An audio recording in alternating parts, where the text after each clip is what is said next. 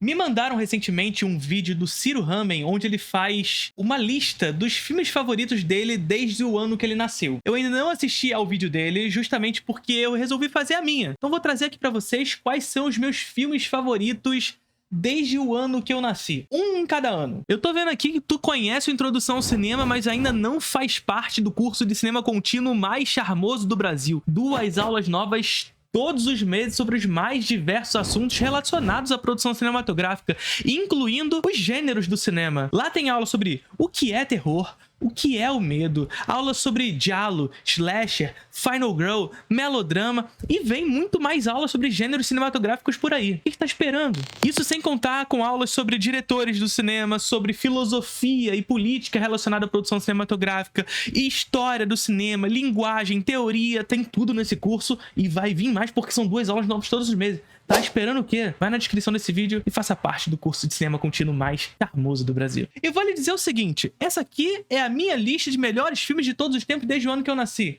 Então é uma lista pessoal. Não adianta vocês virem comentando, mas faltou esse, não faltou porra nenhuma, porque é a minha lista. Então não faltou nada. Então lidem com essa lista aqui como uma lista de indicações. Serão aí mais de 30 filmes indicados pra vocês, porque eu tenho mais de 30 anos. Ah, que ano que você nasceu, Felipe? 1991. Então, desde 1991 até hoje, vai ter uma cacetada de filmes aí pra vocês terem como dica. Então, assim, é melhor que seja um filme que você não assistiu do que um filme que você assistiu. Eu sei que tem uma galera que gosta de ser aquele espectador torcedor. Tem que ter o meu filme favorito. Não! Lide como indicação. Torça para que o seu filme não esteja aqui. E vou dizer mais. Eu vou indicar mais de um filme por ano. Eu vou dizer qual é o meu filme favorito do ano e vou dar algumas menções honrosas pra vocês também. Em 1991, o meu filme favorito é A Bela Intrigante, do Jacques Rivette. Esse filme aqui é, pessoalmente, talvez um dos melhores dessa lista. E é um filme bastante longo, diga-se de passagem. O filme tem mais de 4 horas de duração, mas eu vou falar pra vocês que vale a pena todas essas 4 horas. É um filme erótico, mas ao mesmo tempo bastante naturalista e que vai discutir justamente a vida de um artista frente à sua musa, que vai posar pra ele nua e ele vai tentar encontrar nessa musa a grande beleza. É sobre isso o filme.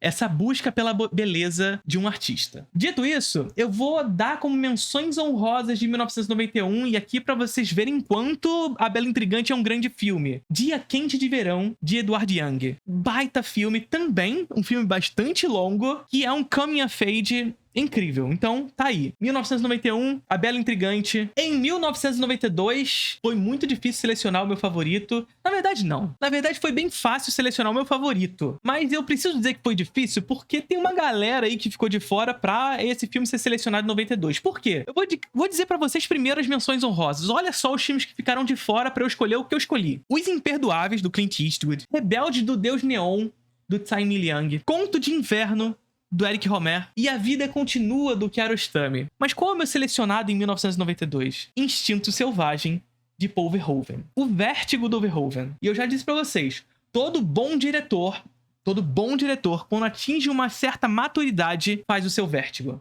Instinto Selvagem é o Vértigo de Verhoeven. Em 1993, Carlitos Way, de Brian De Palma. E aqui, se eu disse pra vocês que todo diretor, quando atinge uma maturidade, faz o seu vértigo, Brian De Palma fez a sua carreira de vértigo. Basicamente, todo o filme do De Palma é uma espécie de continuação ou de exploração quase pornográfica de Vértigo. Por que eu digo pornográfica? Porque o De Palma explora os limites de Hitchcock ao extremo. Estica todas as possibilidades hitchcockianas até que Hitchcock torne-se incompreensível. Se debruça sobre a morte de Hitchcock e constrói algo completamente novo. Carlitos Way talvez seja o menos Hitchcockiano dos filmes do De Palma, mas isso não significa que não seja Hitchcockiano. Baita filme, e um excelente filme, inclusive, para aquela galera que acha que furo de roteiro é uma coisa terrível. A última cena do filme é uma das coisas mais brilhantes que eu já vi, e ao mesmo tempo cheio de furo. Por quê? Porque a encenação de Brian De Palma permite que haja esse tipo de equívoco. Como menção honrosa, eu vou citar O Piano, de Jane Campion. Em 1994, eu também vou fazer o inverso. Eu vou citar as menções honrosas só para vocês sentirem o peso do selecionado, tá? Então vamos lá. Através das Oliveiras, de Abbas Kiarostami. Olha só, Kiarostami domina essa porra aqui. Amores Expressos, de Wong Kar-wai. Vive L'amour, do Hou Xiaoxian. E O Novo Pesadelo, do Wes Craven, que é um dos meus favoritos da saga A Hora do Pesadelo. Mas o meu selecionado é o que eu sempre indico pra vocês quando vocês falam: ah, Felipe, que filme que eu assisto hoje à noite? Ciúme, de Claude Chabrol. Assista esse filme, que é mais um filme de Vértigo, tá? É mais um filme Hitchcockiano, mais um filme que é uma continuação uma continuação imaginada de Vértigo, digamos assim, e um filme que o Chabrol fez a partir de um roteiro não terminado. E ele resolve terminar o filme no momento em que o roteiro terminou. Só assista esse filme. Um filme sobre uma obsessão masculina sobre a esposa de um rapaz. Um filme bastante impressionista pela maneira como se comporta a luz na tela. E um filme também estrelado por Emmanuelle Béart, a mesma atriz lá do A Bela Intrigante, o primeiro filme que eu citei aqui na nossa lista. Em 1995, nós temos como menções honrosas Garotas Diabólicas, também do Claude Chabrol, Showgirls, do Paul Verhoeven. Sim, deixei Showgirls de fora. Não é o meu favorito de 95. E Fogo Contra Fogo, do Michael Mann. Olha só os filmes que ficaram de fora para que o vencedor de 95 estivesse aqui. O meu favorito de 95, As Pontes de Madison. Já falei aqui para vocês que As Pontes de Madison é um baita exemplo de um bom melodrama. E tem aula sobre melodrama no Introdução ao Cinema, vocês já sabem. E se você, naquela cena do carro, aquela chuva batendo no capô do carro, o Clint Eastwood no carro da frente e a Meryl Streep decidindo o que ela tem que fazer da vida dela, se ela abre a porra da maçaneta pra viver a aventura e o grande amor da vida dela, ou pelo menos a sua grande paixão, ou seguir na sua vida pacata, do lar, do sonho americano, da família americana, o dilema melodramático dos Estados Unidos, e ela tortinha assim pra frente, com o coração palpitando, com certeza, porque a gente não pode ver o coração dela, mas a gente sabe que o coração dela tá palpitando. Por quê? Porque o melodrama tem essa potencialidade, e a maneira como o Clint filma essa cena nos faz enxergar o coração da Meryl Streep. E essa, inclusive, é pra galera que acredita que a Meryl Streep é superestimada. E acreditem, existe gente que fala que a Meryl Streep é superestimada. Existe. É claro que a gente sabe, a Meryl Streep concorreu a sei lá quantos Oscars e não merecia essa quantidade de Oscars. Não merecia, de fato. Mas é aquela questão, o Oscar precisa criar os seus mitos, criar os seus ídolos. E ele criou em torno da Meryl Streep, mas isso não significa que ela seja superestimada. Ela é uma das grandes e maiores atrizes da história do cinema americano. E segue sendo, com ou sem esses Oscars. Com ou sem esses Oscars. As Pontes de Madison, 1995. E sim, em 1995 nós temos um melodrama, em 96 nós temos outro. E que outro é esse? Conrad's Almost a Love Story. Então a gente sai dos Estados Unidos, vai pra China, mais especificamente Hong Kong aqui, pra trazer mais um melodrama pra vocês agora, estrelado por Maggie Cheung, uma das maiores atrizes dos anos 90 e 2000, atriz chinesa maravilhosa.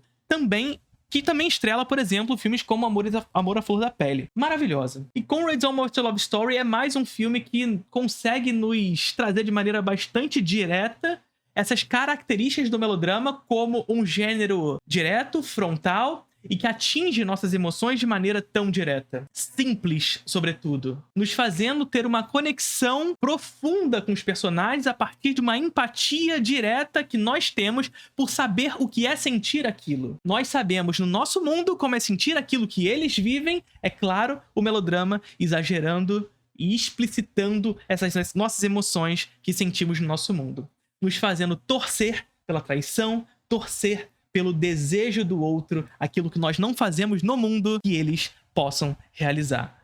Conrad's Almost a Love Story, de Peter Chan. Menções honrosas de 1996, Conto de Verão, do Eric Romer, e Síndrome Mortal, do Dario Argento. Em 1997, eu preciso dizer pra vocês que eu fiquei com muita dúvida aqui, porque eu deixei de fora, e aqui eu já vou falar a primeira menção honrosa, o Kyrie, do Kiyoshi Kurosawa, que é um dos meus filmes favoritos do Kiyoshi Kurosawa, que é hoje, pra mim, o diretor em atividade, um dos melhores diretores em atividade. Mas eu também posso citar como menção honrosa, por exemplo, o The End of Evangelion, também de 1997. Mas o meu filme favorito de 97, desbancando Kyrie do Kiyoshi Kurosawa, é Tropas Estelares, do Paul Verhoeven. Paul Verhoeven, mais uma vez. Já é o terceiro filme dele que eu cito aqui. Não como vencedor, que o Showgirl não ficou como vencedor, mas é o terceiro filme citado aqui, Tropas Estelares. É um filme que discute fascismo de maneira bastante irônica, é um filme que é quase uma propaganda de uma televisão americana, ironizando essa propaganda constante. É um filme bastante solar, no sentido de ser muito iluminado, e essa iluminação constrói um imaginário do que é ser americano e ironiza ao mesmo tempo esse imaginário. Baita filme, e inclusive recomendo que vocês vão assistir a um episódio no Desencontros, onde eu e o Matheus Fiore falamos de maneira mais completa, mais aprofundada sobre esse filme. Tá bastante legal, vai lá assistir. Em 1998, The Hole, O Buraco, de Tsai Ming-liang.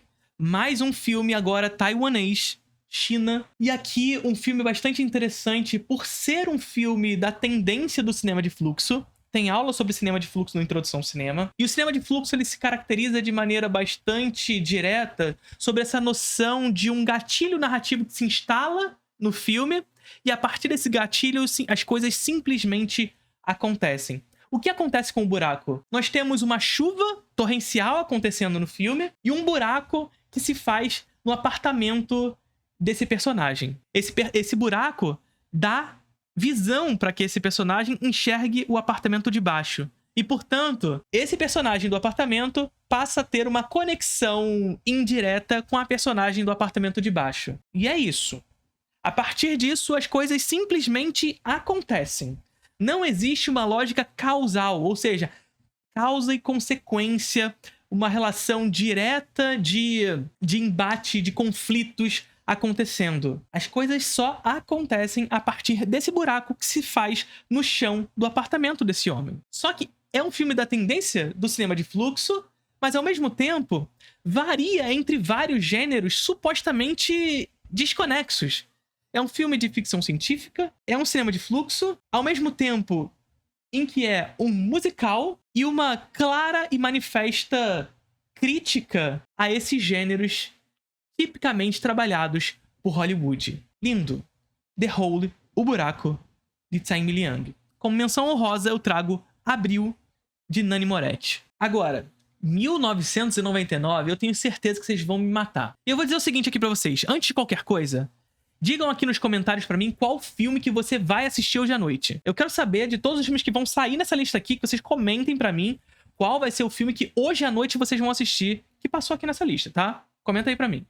Agora, em 1999, eu tenho certeza que vocês vão me matar. Tenho certeza. Sabe por quê?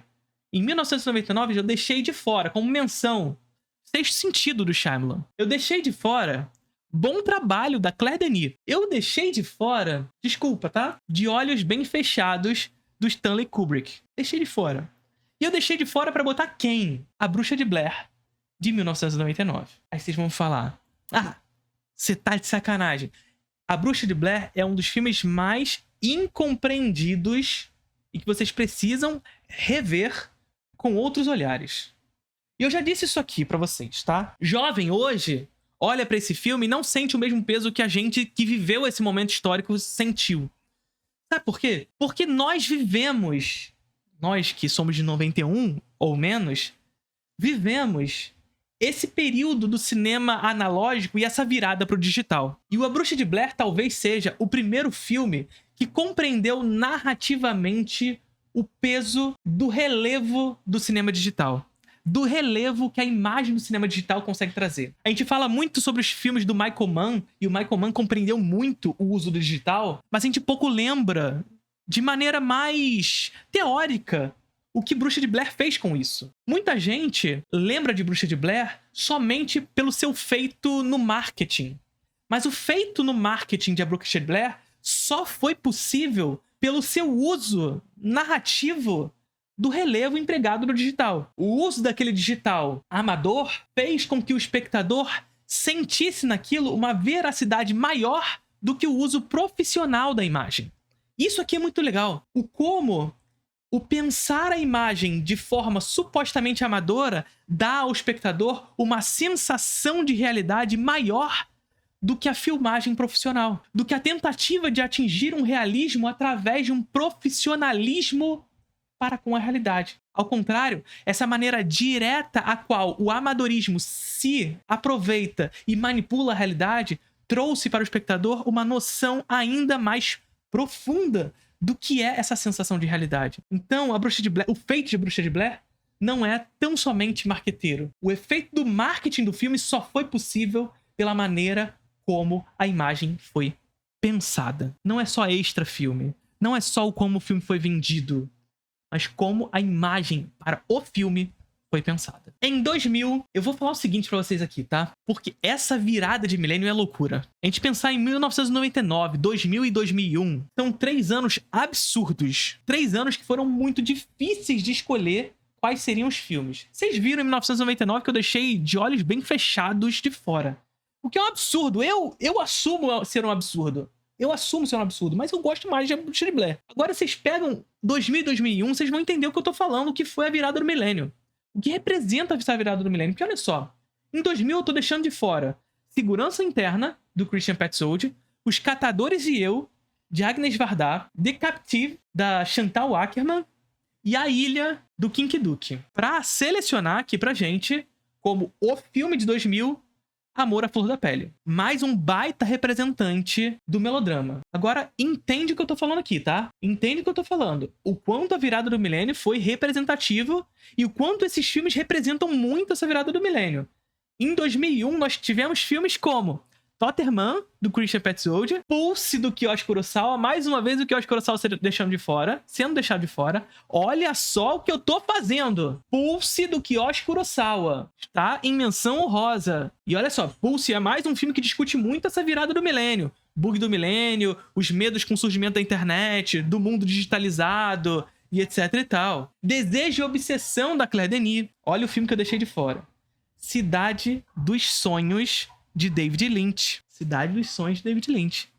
Em menção honrosa. E o vencedor de 2001, na verdade, é mais um filme que discute muito essas tendências do cinema da virada do milênio e que discute muito essa juventude na virada do milênio. Essa juventude meio perdida nesse mundo veloz.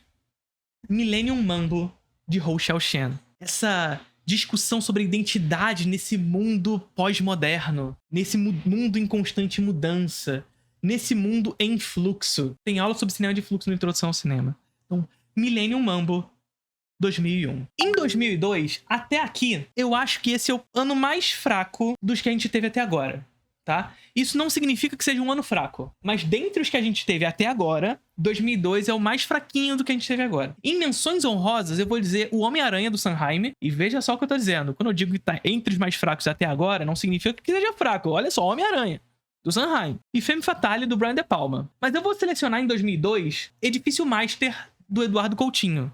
Olha o peso dos filmes que eu selecionei, e eu tô dizendo que é o ano mais fraco. Em 2003, eu vou citar como filme favorito Primavera, Verão, Outono, Inverno e Primavera, do Kinky Duke. E o Kinky Duke, eu preciso dizer o seguinte, é um diretor que é o Benjamin Button dos cineastas. Porque o cara, se tu pega o início da carreira do cara, ele faz só coisa pica. Ele faz Casa Vazia, ele faz Samaritana, ele faz Primavera, Verão, Outono, Inverno e Primavera, ele faz só A Ilha, ele faz O Arco, ele faz só filme incrível. Chega um momento, depois de Pietà, que o cara parece que desaprendeu a fazer esse filme. Aconteceu alguma coisa que a gente sabe o que aconteceu na carreira do cara, que ele desaprendeu a fazer filme. O que aconteceu, Felipe? Teve um filme dele chamado Dreams. Nesse filme, uma atriz quase morreu por conta de uma coisa que ele pediu pra ela fazer. Ele pediu pra que ela simulasse um enforcamento. E ela quase morreu por conta desse pedido dele. E ele, tadinho, foi se enfiar nos meios das montanhas na Coreia do Sul, fazer um retiro espiritual, porque ele quase matou a atriz dele, etc. E volta depois de 4 anos lançando um filme chamado Arirang sobre essa reclusão. Olha, tadinho, ele nem fez isso de caso pensado. E depois disso, meu amigo, ladeira abaixo. Ladeira abaixo a carreira dele. Mas Primavera, Verão, Outono, Inverno e Primavera é um filme de roteiro cíclico, muito bonito. Um dos filmes mais bonitos nessa lista aqui, inclusive. Então, Primavera, Verão, Outono, Inverno e Primavera, Kinky Duke. Menções honrosas, Chara, da Naomi Kawase, um baita de um filme representativo da tendência do cinema de fluxo também, e Memórias de um Assassino, do Bong Joon-ho, que pra mim é o melhor filme dele. Em 2004, mais um filme que eu cito muito aqui pra vocês, Espíritos, um filme tailandês de terror, que discute também muito essa virada da tecnologia analógica para digital. e que traz essa conexão do mundo dos mortos com o mundo dos vivos através dessa virada tecnológica. O filme que, pra mim, é o filme mais amedrontador da história do cinema. Pelo menos é o filme que eu mais tenho medo. Eu me cago todo com esse filme. Então tá aí. Espíritos de 2004. E eu deixei de fora o quê? Pra vocês entenderem o quão eu acho esse filme foda. Menina de Ouro, de Clint Eastwood. Menina de Ouro. Casa Vazia, do King Duke. E o Clã das Adagas Voadoras, do Zhang Yimou. E vale dizer então o seguinte, essa minha lista aqui não significa que os vencedores de cada ano seriam o meu top. Alguns filmes que estão nas menções são melhores do que os filmes vencedores de alguns dos outros anos. Isso aqui é importante se dizer, tá? Quem sabe eu faço uma lista aí dizendo, quais são os meus melhores filmes assistidos desde o ano que eu nasci, mas agora colocando na ordem certinha, sem essa porra de ano após ano. Quem sabe eu faço essa lista. Em 2005, agora sim. Se eu disse que 2002 era o ano mais fraco até aquele momento, 2005 agora é o ano mais fraco até o momento. Pelo menos dos filmes que eu assisti. Em menções honrosas eu vou citar Star Wars 3 e vou citar Guerra dos Mundos, do Spielberg. E o meu filme favorito de 2005 é O Arco, do King Duke. É um filme que toca em temas bastante sensíveis, mas ainda assim, um filme bastante interessante. Em 2006... eu deixei de fora A Mulher na Praia, do Hong Sang-soo, Miami Vice, do Michael Mann, e Time, O Amor contra a Passagem do Tempo, do King Duke. Baita filme, inclusive, também do King Duke. Mas eu selecionei Volver, do Almodóvar. Eu já disse pra vocês aqui que eu não sou exatamente um grande fã de Almodóvar, mas esse filme em específico, Volver, é um filme que eu realmente adoro. Estrelado pela Penélope Cruz, que eu já disse pra vocês que era minha grande crush no início da minha cinefilia. Eu assisti um filme da Penélope Cruz chamado Bandidas. Desculpa, mas é a verdade. E depois desse filme, eu fui assistir uma cambada de filme da Penélope Cruz. Sim, eu posso dizer que Bandidas foi um dos filmes catalisadores da minha cinefilia. Porque eu fui descobrir filmes mais profundos da carreira da Penélope Cruz, como Volver, por conta de Bandidas. Em 2007 não tem mistério pra vocês, né? Eu vou falar as menções honrosas, mas em 2007 vocês já sabem qual é o filme. Então tem Gogo Tales, do Abel Ferrara, e Ela, do Christian Petzold, Floresta dos Lamentos, da Naomi Kawase, Jogo de Cena, do Eduardo Coutinho, que é o mais próximo de tirar a vaga do vencedor daqui. Mas assim, mais próximo não significa que vai tirar. Porque o primeiro lugar, meu amigo, é Falsa Loura. A Cinderela brasileira. Mas tem a Cinderela baiana. Tem a Silmara. Silmara é a melhor personagem da história do cinema. A personagem mais interessante da história do cinema. Um filme brega, cafona. E eu adoro quando vocês falam, mas o filme é breguíssima. E é por isso que é bom. Tu é brasileiro, cara. Tem coisa mais brasileira do que a manifestação cultural da breguice? Tem coisa mais brasileira do que isso? O brega é lindo. O brega é belo. E o próprio Belo, cantor, já nos ensinou isso. O quão brega é as músicas do Belo. E é lindo. E a nossa Falsa Loura, ela é basicamente uma personagem que sonha. E tem sonho mais brega do que se apaixonar por Cauã Raymond e Maurício Matar, do que sonhar estar cantando com o personagem de Maurício Matar num karaokê. Meu amigo, em 2008 nós também temos um ano um pouquinho mais fraco que os demais, mas isso não significa que o vencedor aqui seja ruim. Muito pelo contrário. É um baita filme. E a menção honrosa que eu vou trazer pra vocês aqui é o Amantes, do James Gray. Assistam, por favor. E o vencedor é um filme chamado Jerry Shaw, do Christian Petzold, que é o meu diretor favorito hoje. E Jerry Shaw, ele parte de uma noção muito básica do melodrama, que é a moça entre dois rapazes. Essa moça é casada com um imigrante turco na Alemanha. Chega um ex-soldado alemão. Esse turco, porém, é um cara bastante abusivo com essa personagem. O que faz com que nós, enquanto espectadores, criemos um senso de empatia por aquele romance e torçamos, portanto, para que aquele casal dê certo. Para que ela traia o turco. Só que em determinado momento, o Christian Petzold nos coloca no dilema. Porque eles falam assim, opa, meu amigo, tu tá torcendo pra uma parada aí, mas não é bem assim que as coisas acontecem. E então, o Petzold faz com que a gente sinta culpa por torcer por aquele casal. Diga-se de passagem, o Petzold, ele é conhecido por ser esse diretor que trabalha sobre questões intimamente alemãs, trazendo essa macropolítica para as pequenas histórias. Ou seja, é um filme que discute a migração em direção à Alemanha. E como nós vemos os migrantes. E como nós tendemos a torcer por aquele casal em detrimento ao migrante. E depois nós sentimos culpa por isso. Baita filme. Tem aula sobre Petzold no Introdução ao Cinema, inclusive. Jerry Shaw, Christian Petzold. Em 2009, aqui eu acho de fato que está o pior dos anos até agora, o que não significa que seja um ano ruim. Menção honrosa? Já falamos muito sobre esse filme aqui. Garota Infernal, da Karin Kusama. Filme selecionado? Arraste-me para o Inferno, de Sanheim. Agora, em 2009, vocês estão vendo Garota Infernal e Arraste-me para o Inferno. Isso aqui é a prova que Edson Castro está errado. Nesse canal, a gente defende terror direto, terror frontal. Terror pra dar sustinho mesmo. 2010. Se eu falei pra vocês que o ano de 1999 era o ano que vocês iam me matar, 2010 eu acho que vocês vão me matar mais ainda. E assim, eu vou falar o seguinte, menção honrosa, eu botei cópia fiel do Abbas Kiarostami. Olha só o que eu tô fazendo. Em 2010, eu botei como menção honrosa cópia fiel do Abbas Kiarostami. Vocês estão entendendo onde eu quero chegar? Eu estou falando de Kiarostami. Mas pra quê? Por que eu deixei cópia fiel? Porque o meu selecionado em 2010 é Harry Potter 7.1. Que isso, Felipe? Vocês selecionando Harry Potter 7.1? É, cara. Mas vocês também não se decidem. Diga-se de passagem, vocês também não se decidem. Porque se eu fico citando aqui o filme iraniano em preto e branco de 1969, A Vaca, o filme hipotético da cinefilia, aí vocês falam, só cita filme cult. Aí quando eu coloco Harry Potter 7.1... o blockbuster pra caralho. Aí vocês falam, que absurdo. Que absurdo. Pois é, blockbuster é foda. E Harry Potter é foda. Desculpa, mas Harry Potter 7.1 é foda. E já disse e vou repetir aqui. Os filmes de Harry Potter são muito melhores do que os livros. Muito melhores. Mas assistam Cópia Fiel, pelo amor de Deus, tá? Assistam Cópia Fiel, porque é um filme muito bonito. Em 2011, mais um filme que a gente cita aqui frequentemente. Filme brasileiro de terror.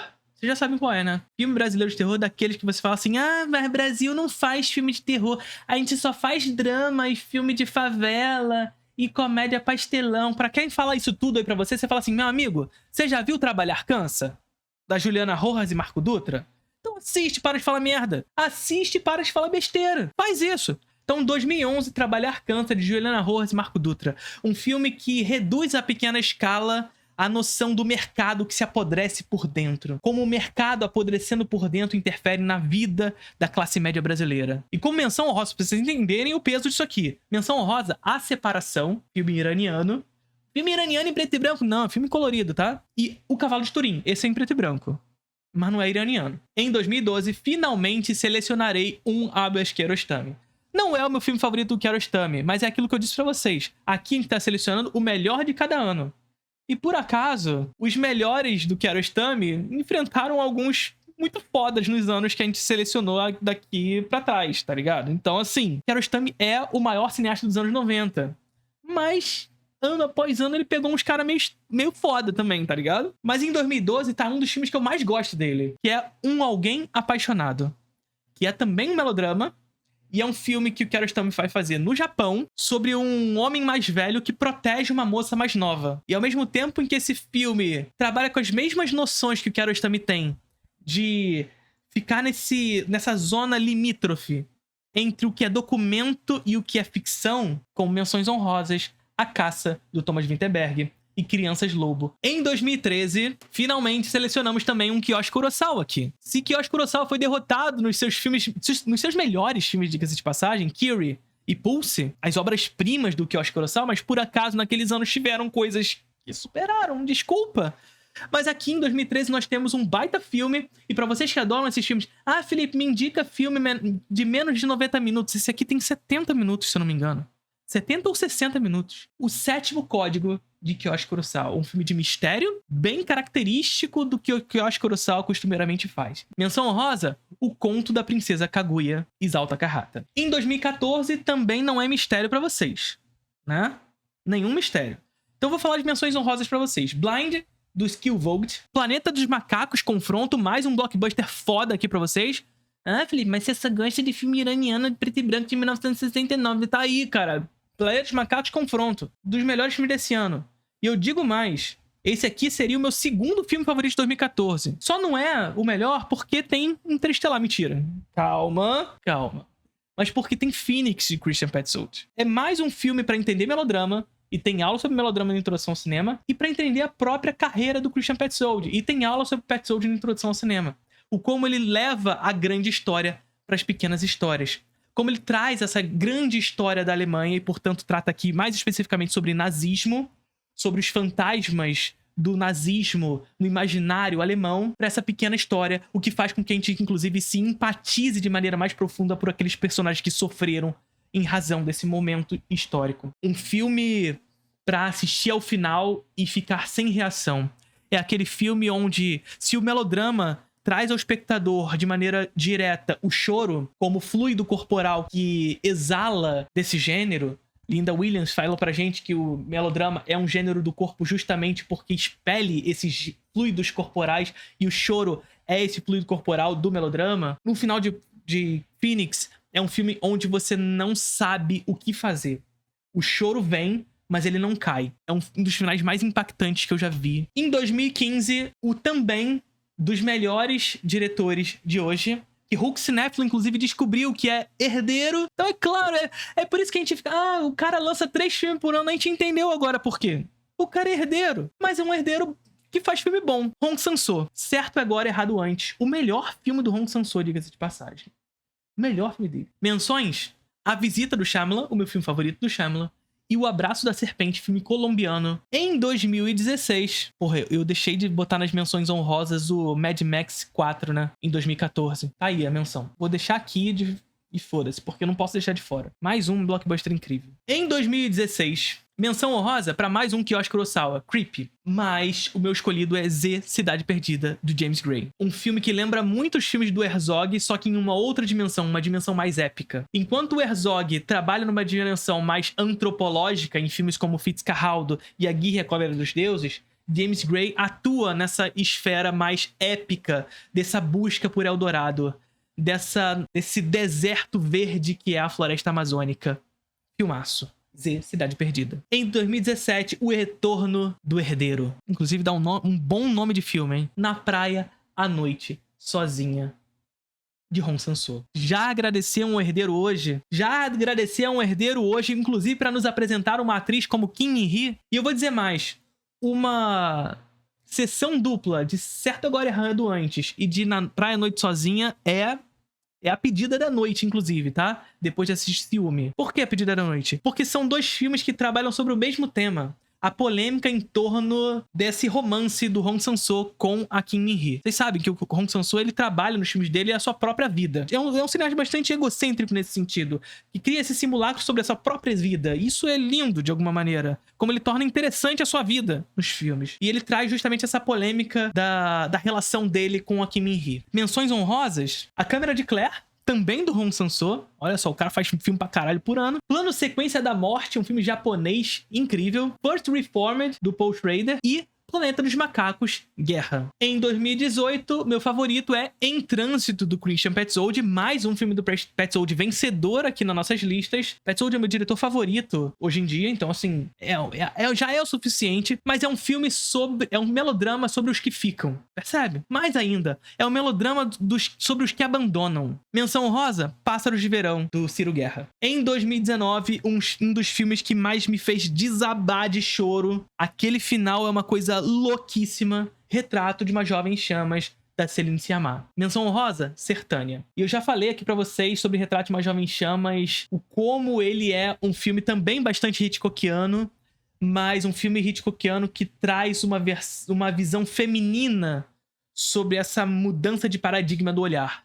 Na medida em que Marianne é uma pintora que vai pintar às cegas a sua figura. A mulher que irá posar para ela. E a princípio, ela olha para Heloise de maneira técnica, olhando para ela sem que esse olhar retorne de volta. Em determinado momento, porém, ela precisa dizer que ela é pintora. E a partir desse momento, meu amigo, onde uma descobre o olhar da outra, no momento em que ao retorno do olhar, não há como escapar do amor. O amor que queima. Em 2020, Dias, de Tsai Mi-liang. Mais um filme da tendência do cinema de fluxo. Um filme onde você vai ver um rapaz lavando verduras por 6 minutos, onde você irá olhar um rapaz olhando pela janela por 4 minutos e você não vai entender absolutamente nada porque você está assistindo aquele filme por 90 minutos até você ver a cena final. Só isso. E aí você vai entender tudo. Menções honrosas: Metamorfose dos Pássaros, de Catarina Vasconcelos, e Undine, de Christian Petzold. Em 2021, eu vou dizer pra vocês que eu dei uma roubada, tá? Em 2021 eu dei uma roubada. Vou falar de menções honrosas primeiro.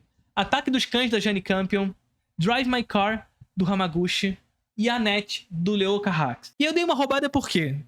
Porque minha seleção aqui em 2021 é A Missa da Meia-Noite, do Mike Flanagan. Que não é um filme. É uma minissérie. Mas vamos dizer que é um filme separado em 8 partes? Porque, porra, caralho, A Missa da Meia-Noite é muito foda. Em 2022, menções: Propriedade, filme de terror brasileiro. Batman, do Matt Reeves, bom filme. RRR, filme indiano. E Os Fabelmans, do Spielberg. Agora, o meu favorito de 2022? Nope, do Jordan Peele. Um filme sobre cinema. Um filme sobre indústria da cultura. Um filme onde tudo aquilo que acontece é tão somente um palco dos acontecimentos daqueles que olham, nós, espectadores. Um filme onde aqueles que sofrem o perigo poderiam simplesmente só sair daquele espaço que nada mais aconteceria a eles. Mas eles não saem por quê? Porque eles estão num filme. E eles precisam capturar o monstro. E como se vence o monstro no cinema? Capturando. E como se captura o monstro no cinema? Mostrando. Um filme sobre indústria da cultura, um filme sobre cinema e um filme sobre essa relação do espectador com os filmes. Em 2023, mais um do Christian Petzold, dominando essa porra dessa lista aqui. Desculpa, mas é isso, é meu favorito. A Fire, de Christian Petzold.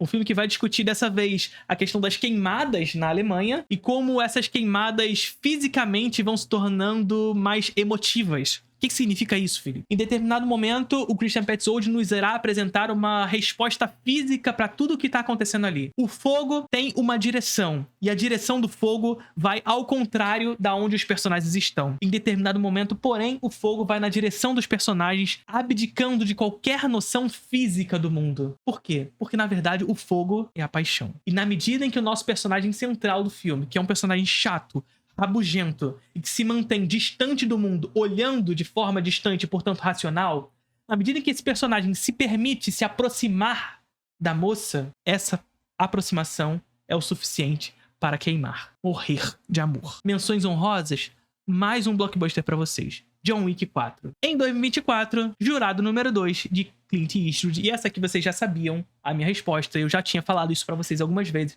2024, meu filme favorito foi Jurado número 2. Um filme que discute muito essa Hollywood clássica, desde os filmes de Sidney Lumet até os filmes de John Ford, Howard Hawks e Hal Walsh, que discute muito os Estados Unidos e suas contradições. Um filme brilhante do Clint Eastwood, apesar de ser muito simples. E as pessoas confundem a simplicidade com a necessidade de ser complexo. O simples pode ser profundo. E na simplicidade, o Clint, num plano e contraplano no final do filme, fala sobre Estados Unidos como ninguém consegue fazer. Menções honrosas? Grace, filme brasileiro, um dos meus filmes favoritos daquele ano, do ano passado, e Rivais, do Luca Guadagnino. Então tá aí, 2025 já começou, já assisti alguns filmes de 2025, mas eu não vou falar o meu filme favorito de 2025 porque não faz sentido, né? Agora, sabe o que faz sentido? Você virar membro desse canal. Porque virando membro desse canal, você ajuda a produção de conteúdos por aqui. Seja patrocinador desse canal. Curtiram o vídeo?